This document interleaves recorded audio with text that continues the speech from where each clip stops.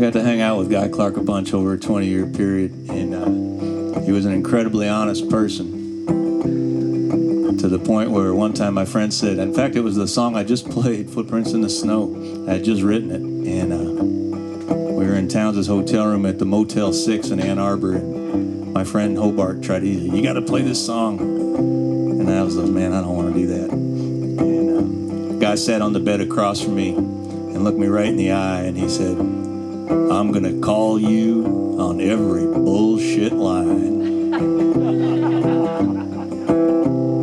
That made an impression.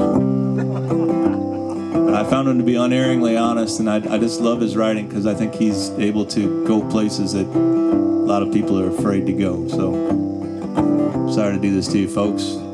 These soliloquies are, I feel like I'm in Senate doing a filibuster or something. Old Ellis Island was swarming like a scene from a costume ball, decked out in the colors of Europe and on fire with the hope of it all.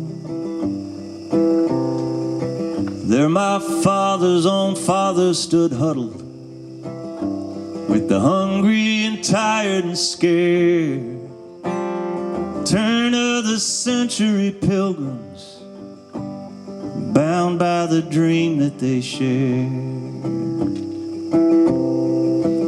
They were standing in lines just like cattle, and they were poked and sorted and shoved. Some were one desk away from sweet freedom, and some were torn from the ones that they loved. Through this swarming tower of Babel came a young man confused and alone, determined and bound for America and carrying everything that he owned. Well, sometimes when I look in my grandfather's immigrant eye, I see that day reflected, and I can't hold my feelings inside. I see starting with nothing and working hard all of his life. And don't take it for granted, say grandfather's immigrant eye.